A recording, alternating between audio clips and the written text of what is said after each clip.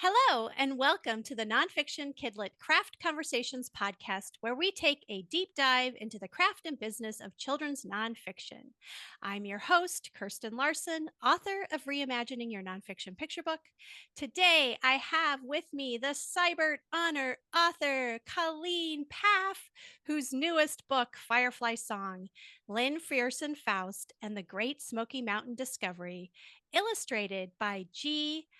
Hiya Kim, has earned 2-starred reviews, unless I've missed one.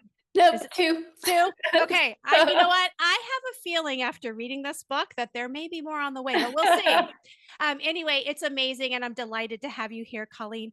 Please introduce yourself and your book. Thank you, Kirsten. I'm so happy to be here. I'm Colleen Paeff. I'm the author of The Great Stink, How Joseph Bazalgette Solved London's Poop Pollution Problem, which was my first book and which I sold the year that I turned 50. So I always like to say that to encourage people who, are coming to this late in life. And that book came out in 2021 and it won a Sibert honor, which was amazing. Nancy Carpenter did the illustrations. And then my new book is called Firefly Song, Lynn Frierson Faust and the Great Smoky Mountain Discovery. And it's about a woman named Lynn Faust who discovered a synchronous species of fireflies in the Smoky Mountains where she grew up spending her summers. And she was not a scientist. She had a scientific mind. She had studied anthropology in college, but, she wasn't a part of the scientific field. And so it was hard for her to convince people that she was correct, that these fireflies were actually synchronous. And she just kept plugging away at it and finally got some scientists to come out to look at them. And she was correct. And then she ended up becoming research partners with them, worked with them for 17 years. Her story is amazing. I love science stories. I especially love women in science stories. And I love showing kids what it's like to be a scientist and to do science. Yes. And so I just love that this book shows it so beautifully and in all science's wonder and curiosity and passion and persistence. So it's a great story. It's a great story. I highly recommend it. So today we are talking about a topic that comes up a lot for nonfiction writers, which is what is that dividing line between nonfiction and informational fiction or informational books, whatever you want to call them. So, we're going to get into this kind of tricky topic with a lot of choices that we make as authors. But before we dive in, let's just start with some definitions. How would you define nonfiction as opposed to informational fiction?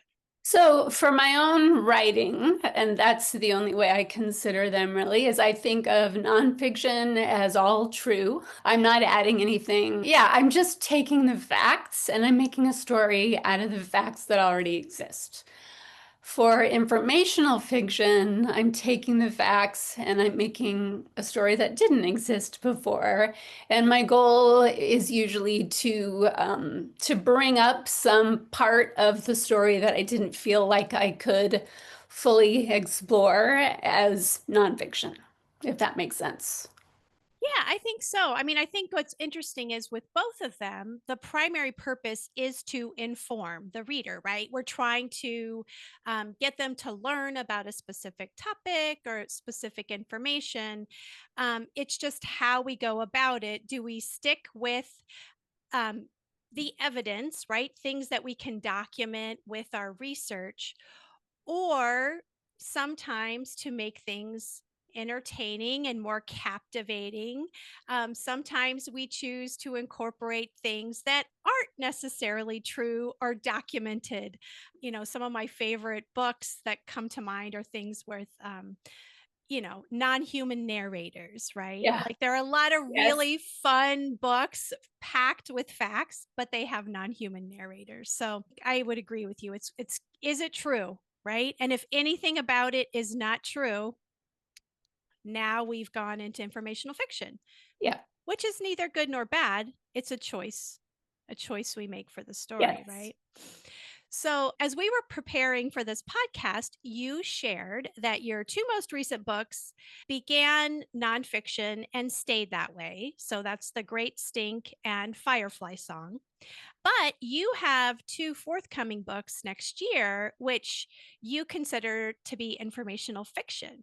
So, for those forthcoming books, if you could just tell us a little bit about them and then tell us what did you fictionalize and kind of what tipped the balance for you? Yeah, so my books that are coming out next year are the first one is called Rainbow Truck, and I wrote it with a co-author. Her name is Hina Abidi. And it started off as a solo project that would be about the decorated trucks of Pakistan. Initially, it was going to be about decorated trucks around the world.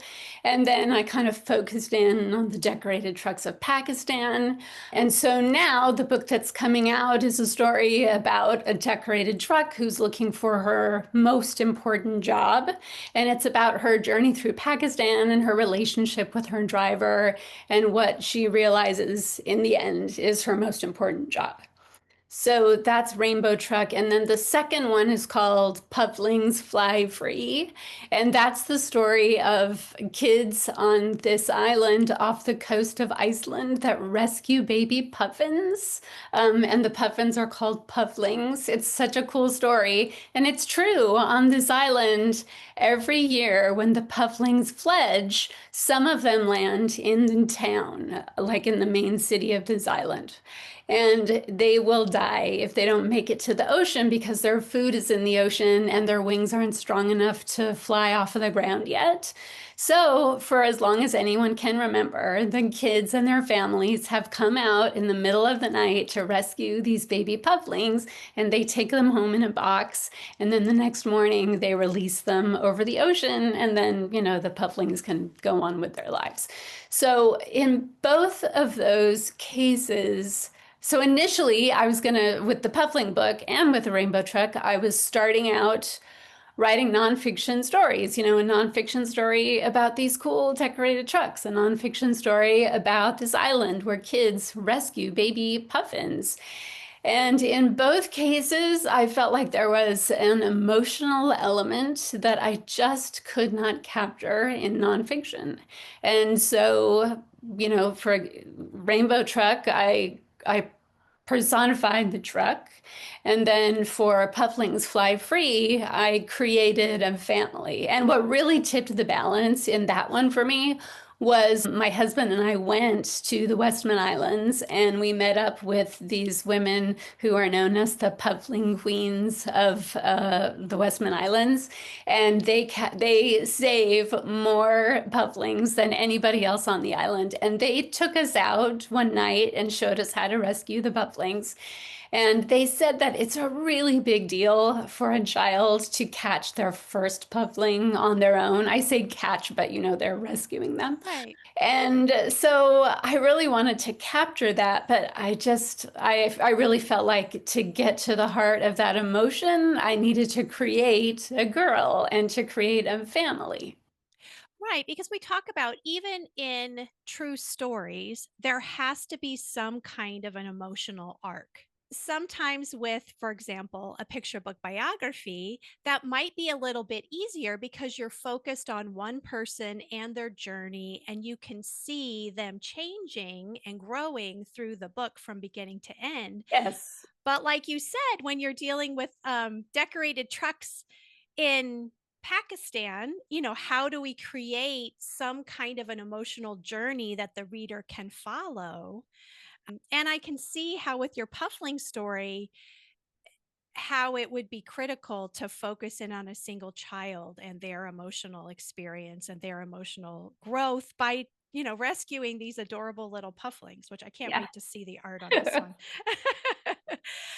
But yeah, I think that's a great point because often I think with nonfiction, people think about nonfiction as writing that's all facts and devoid of feelings. But really, I think sometimes it takes almost a higher level of craftsmanship to figure out how to get those feelings on the page. Yeah. Um, Want to write a nonfiction picture book but don't know where to start? Check out my self paced online course, Crafting Your Nonfiction Picture Book, designed just for beginners. In 4 weeks, I'll guide you from story spark to first draft with short, actionable lessons that fit into your busy schedule. You'll learn how to research, structure, and write nonfiction stories that kids and editors will love. Grab your free preview at writers.kirstenwlarson.com and take the first step toward your nonfiction picture book today.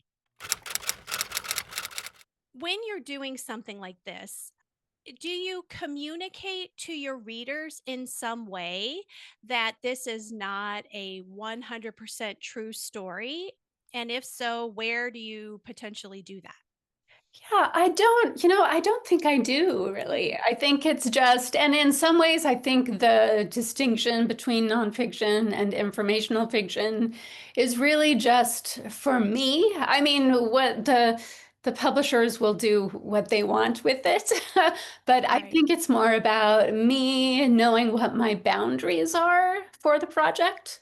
So yeah, so I don't try to communicate anything in particular to the reader to let them know that this is a made-up story. I always include an author's note, and actually, I think in the Puffling book, I do mention that all of the things that happened in the story they actually happened either to people that I interviewed or to me and my husband while we were there, but I just wrapped them all up in a narrative that happens to, one set of people. Yeah, and I think, reading a lot of nonfiction and informational fiction books, I think that is where I commonly see it is, maybe a mention in the back matter if you've had to make something up for some reason. There's an older example of a book by Alexis O'Neill, whom we both know, right? Oh, yes, The Kite That Bridged Two Nations. yes. And I think that was maybe my first encounter with a book that I thought was 100% true until I got to the back matter. And she essentially said this entire story is true, except for the relationship between Holman Walsh and his father, which she felt like the story needed some conflict. So she had to add this element. But she was really clear to the reader in the back matter that everything was true, but this little piece. Yes, and actually, I have to say one thing about the back matter in that book. I love it because she goes into her research process and she really explains the research process and why she made the decision to kind of alter the facts a little bit. I think it's such a great resource for teachers and students. No, I totally agree. Because research and absence of research may be a reason that authors choose to fictionalize a story. I'm thinking of, I feel like there are more books now that are kind of based on true events or based on a person's life story. And I think part of the reason for some of those is that we just don't have the primary source documentation that allows the author to get into that person's head. And so they choose to kind of present the story, but they have to fictionalize it because the research isn't there. I mean, has that ever come up as a reason for making a choice between fiction and nonfiction for you? Not between fiction and nonfiction, but it definitely comes up in the choice of what I will include. Like, for example, in The Great Stink, there just wasn't a lot of information about Joseph Bazalgette's childhood. And I would have loved to include more of his childhood in the book, but it just wasn't there. And I was lucky with Firefly Song in that Lynn just made herself available to me in an amazing way. And so I know so many stories about her childhood. So that was fabulous. Well, and going back to that whole idea of needing to get the emotion on the page, when you have the cooperation of your subject and you can interview them and you can hear their excitement and their emotions, it does make it easier to get that on the page without having to manufacture it in some way. Yes, Um, absolutely. well, I will say, one thing for me, I do have a graphic novel forthcoming. at some point in time, not sure when. These things take a while, but I did realize as I was learning to write graphic novels that they are so heavily based on dialogue. You know, if you read a lot of graphic novels, it's caption, image, dialogue. You know, there's just not a lot of exposition. And I did have snippets of real words, but not enough real words to craft scenes in the way that you need to craft scenes for a graphic novel.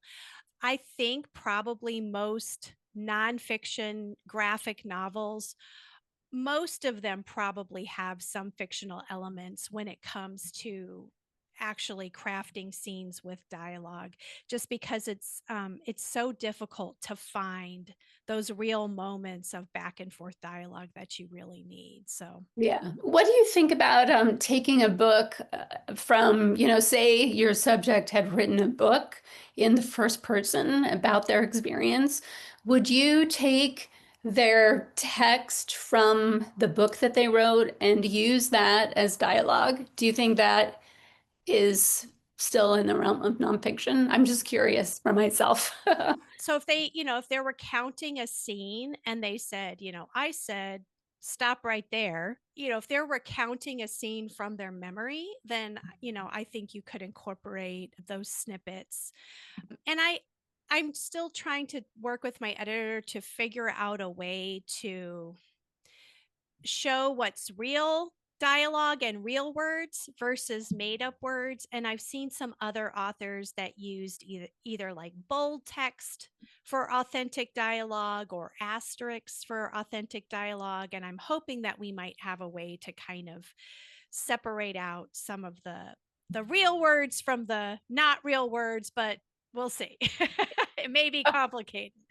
But yeah, I mean, I think if it's coming from their memory, an oral history or something where they're recalling a moment and what they said and what they remember the other person saying, yeah, I mean, I would use that as dialogue. Mm. Yeah. So, talking a little bit more about research and the depth of research, I think I probably know the answer to this question, but I'm going to ask it anyway, which is, what does your research process look like for nonfiction versus informational fiction? Is it any different? Do you approach things any differently? I don't. It's exactly the same. It's long and tedious and amazing and fun, and I go way too deep. I learn way more than I need to. And then somehow, and also because usually I think I'm going to write nonfiction from the beginning. So I'm researching for a nonfiction book. But yeah, I just go way deeper and I just keep going and going and going until I figure out kind of how to put the puzzle pieces together. Yeah, I mean, and that's like the magic moment, right? When you figure out sort of what is the picture we're going for, and now Yes. how am I going to arrange things? Yes, and the voice for me, like as soon as I know, as soon as I can hear the voice in my head, I know I can go down that road now. Well, and that is one thing that I want to point out about Firefly Song, which I thought you did so masterfully, because I'm always thinking about, what are the different tools that we use and the different ways that we get our character on the page when we're writing a picture book biography. And one thing that really struck me in this book was your voice and how you incorporated some of that kind of regional dialect from that Great Smoky Mountain area. It wasn't overpowering. You wove in little moments, little words. Where I was like, oh yes, this is of a place, right? This is so I felt it helped me feel like I was there, that I was in Lynn's head, and I thought it was just so beautifully done. Oh, thank you. I have a friend from Tennessee and I gave her the manuscript and I said, just like tell me any place where I could Southernify the text. And she was really helpful. Yeah, I mean, I thought it was so well done. Thank you. For an author who might be struggling in choosing and deciding whether their book should be nonfiction or whether they should fictionalize some element, is there any advice that you would give them? I think you need to focus on the story that you want to tell and what's at the heart of the story. So if you're aiming for nonfiction, and if you just cannot figure out a way to get the heart on the page by using just facts, then I think you go into informational fiction. And I don't think the distinction between nonfiction and informational fiction needs to mean that much. Except, like I said, it sets your boundaries for you, but it's more about how will you approach the project so what you can include, what you might not include. But I think it's about the heart of the story. So if you can tell it the way you want to tell it with just facts, then you're good. But if you can't, then I think you should consider informational fiction. It's Yeah. still getting the message across, but it's kind of opening up the world a little broader.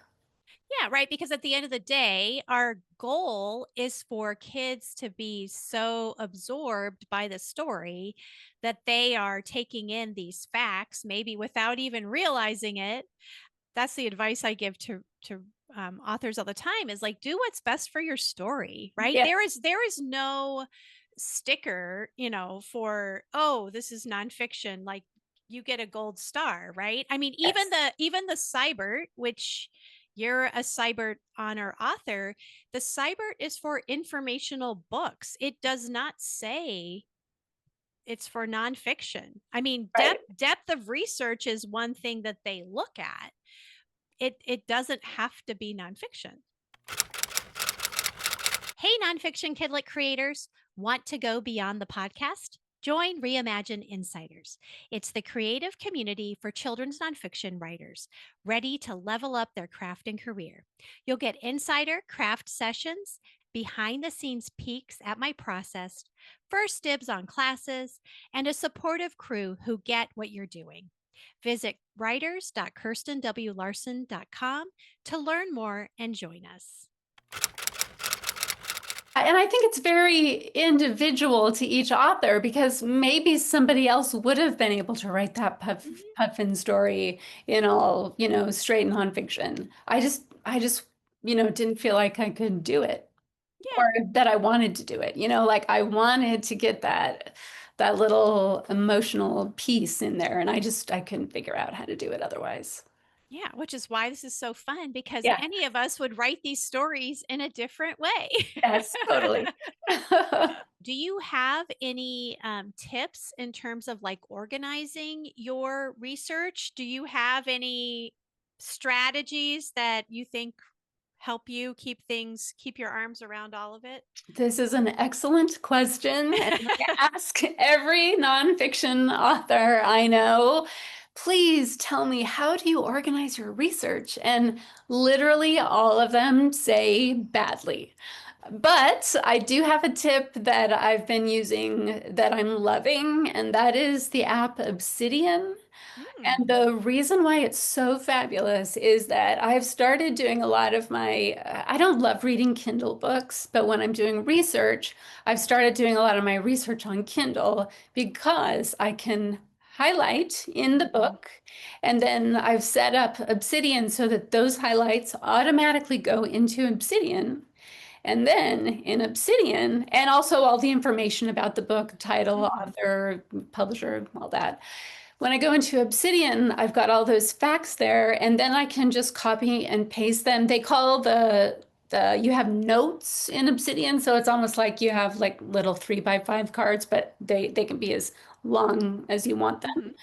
So I don't actually cut. I leave my main document with all the notes as it is, but I copy text from within the highlights, and I move it to, you know, one note that is specifically for that type of information. So I might have one that's more of a timeline. I might have one that's specifically related. For example, if I was doing it for Firefly Song, specifically related to life in Elkmont, where Lynn grew Mm. up, or, one specifically related to Lynn's scholarly research. It's such an amazing way to organize things, and you can link between your notes. So on my timeline, for example, I can write, Lynn wrote a letter to Science News Magazine, and I can link it to the actual letter if I include the letter in the Obsidian vault. So that's been a really cool tool that I love. Interesting. Okay, well now I'm going to have to check that one out because I have never heard of it. Yeah, it's cool. That's amazing. Yeah, Yeah, I mean, I did encounter that, especially with my graphic novel, which was set in World War II. There were a few ebooks that were memoirs or autobiographies, and I was able to get some information, and I was able to highlight things. But you're right, like getting the information out of the Kindle, and you know, yeah, you're retyping. So yeah. this is an interesting tool. Yeah, it's fabulous. And I am not a typist at all. Like I am a hunt and peck typist. So for me to have to type text from a book to my laptop, it takes so long. So this is, yeah, Oh my, okay, gold mine right here. yeah, yeah. One thing I will say that you should know is that it looks like, and you used to be able to do this, the highlight, there's a little locator after the highlight, and you can click on it, and it used to go directly to your Kindle to that highlight. But with the new Kindle, that doesn't work. Mm, But you can search the for, phrase. yeah, Mhm. and then it turns up. It's just an extra step. Right. Ah, fascinating. All right. Thank you, Colleen. That is You're welcome. amazing. All right. Well, so you've told us about your two upcoming projects that you have. Are there any other upcoming books that you're allowed to talk about that you might want to share? I know we can't necessarily share until things have been announced, but Yeah, no, those are the two that are coming up. I'm working on one idea. Actually, I'm working on two ideas that I'm writing proposals for. One is co-authored with a friend, and another is it's a second. When I did the Puffling book, that was a two-book deal, and so I oh. now I need to come up with the second book. And so I'm deep in the research phase for that, to the point where I'm waking up in the middle of the night going, oh, I think I know how I can do that. And having to get up and write notes on my phone. All right. So tell us, where can people buy your books and connect with you online? Yes, so my website is www.colleenpaeff.com, COLLEENPAEFF, and I have a newsletter which you can sign up for. I am sort of on Facebook, not that much. I'm on Instagram. I'm starting to delve into Pinterest more, so that's exciting. Awesome. Okay. And I will put your social links in the show notes so that people can connect with you. Well, I really appreciate this. I love Firefly Song. I highly recommend everybody go out and read it in terms of like getting into character, getting character on the page. Definitely an amazing book. And I cannot wait to read these two informational books coming out next year. Thank you. Thank you for having me, Kirsten. All right. Well, it's lovely to see you. Take care. Bye. Thanks for listening. All backlist episodes are available via the Nonfiction Kidlit Craft Conversations page on my website. You can watch on YouTube or listen wherever you get your podcast. Are you enjoying the podcast? Please subscribe on YouTube or leave a rating or review on Apple Podcasts to help other nonfiction lovers discover the show. Join me next time when I speak to Marcy Colleen, author of Happy Friendsgiving, illustrated by Laura Sandoval Herrera.